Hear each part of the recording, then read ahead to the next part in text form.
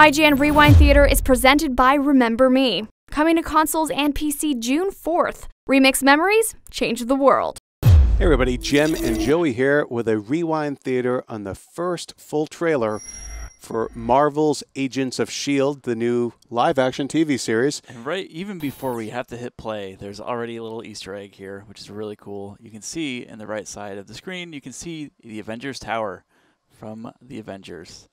You can see the A on the building and everything. Let's see here. Now, basically, this is set after the events of the Avengers movie. Life goes on, even though the aliens have attacked. You gotta love here the merchandising of the Avengers already. It only makes sense that they would, of course, try to make money off the Avengers immediately. But, you know, I don't know. Do you think Tony Stark is going to sue for using his likeness? I think so. Now, this little boy here in the middle and the fella standing behind him, we don't know if that's his dad, his uncle, just some passerby. This little boy you're going to see later on in the trailer, and also that man as well. He's going to play a very key role in it. Mm-hmm. And now let's skip forward a little bit here. We've got pretty much, here is our first look at the mobile headquarters for S.H.I.E.L.D. A plane, in other words. This fellow, let's go back. This handsome dude. Yes. Actor Brett Dalton playing Agent Grant Ward. And it looks like he's going to be sort of our eyes into S.H.I.E.L.D., like coming in, joining, and we're sort of following the story through his point of view. Yeah, and if you pay close attention, you can hear the voice off screen. Sounds a lot like Maria Hill. Yeah, Kobe Smulders. So we don't know if she'll be showing up or if she's just in this, sort of external role and off screen. There, of course, is Clark Gregg. That's right. Phil Coulson, back from the dead. I believe his first name is Agent Jim. That's right. Okay. Son of Cole.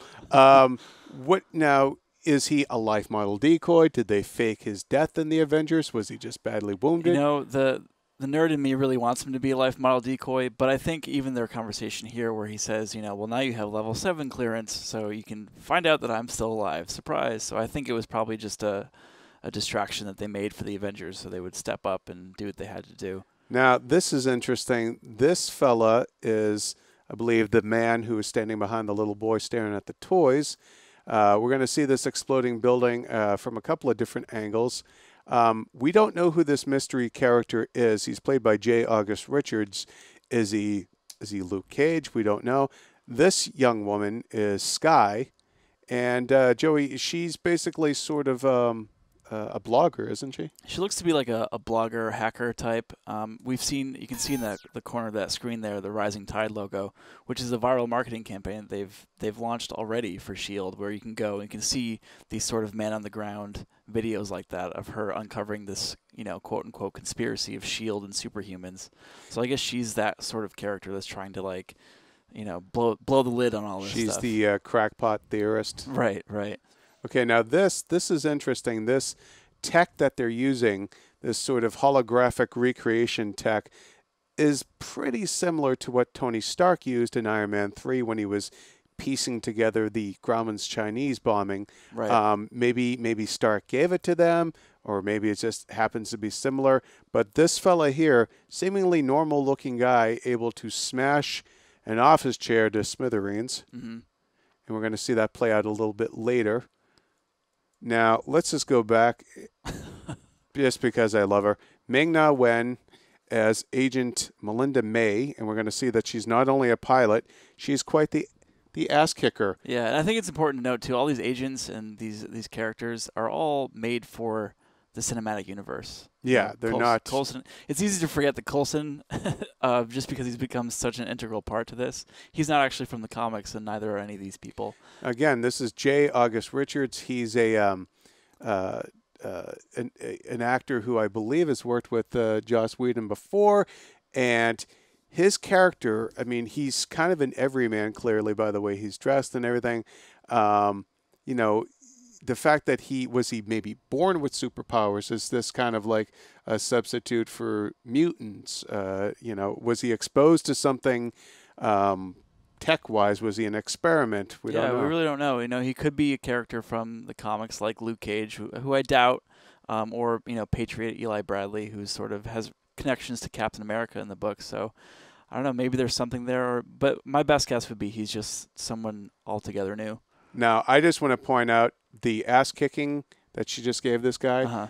I'd like to think that Ming-Na Wen was just channeling her old Street Fighter days where she played Chun-Li. You're probably right. Yeah. I'm sure she likes to relive those glory days. Oh, yeah. Clearly there's nothing better on the horizon. Now, these two characters here.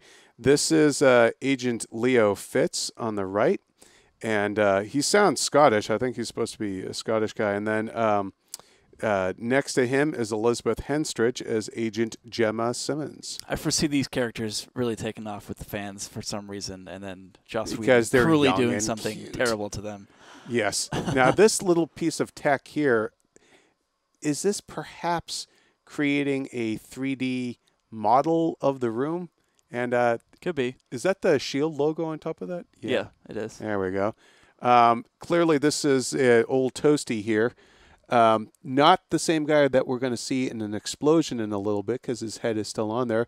But there's also a line that you caught that they're saying he's not quite. Yeah, I don't know if it's about the body or she also holds up this artifact right after this, right there.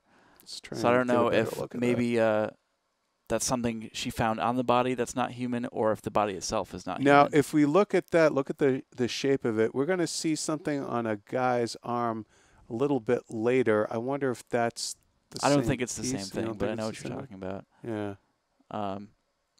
But here is that guy that we saw smashing the office chair earlier. Yeah. And he's clearly in a rage and angry. And in the bottom right of that screen, you can see the chair that he smashes.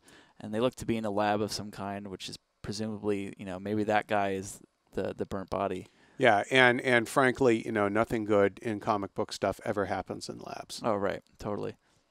And so it looks like they're bringing in Skye to be some sort of, I don't know, maybe consultant of some kind. You know, maybe she has information that even S.H.I.E.L.D. doesn't have because of all of her blogging, proving that blogging does pay off, kids.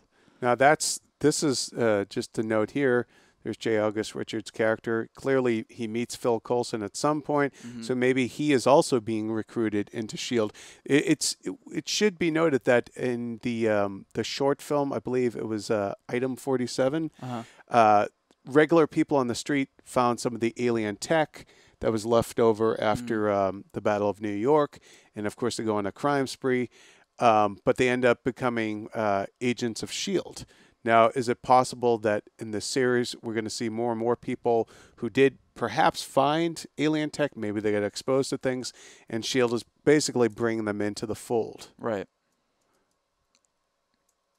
I think, I want to think he's that he's Luke Cage, but man, I hope so. I really do, but I wouldn't get your hopes up. That's all. But this is the thing we were talking about earlier, which looks like alien tech.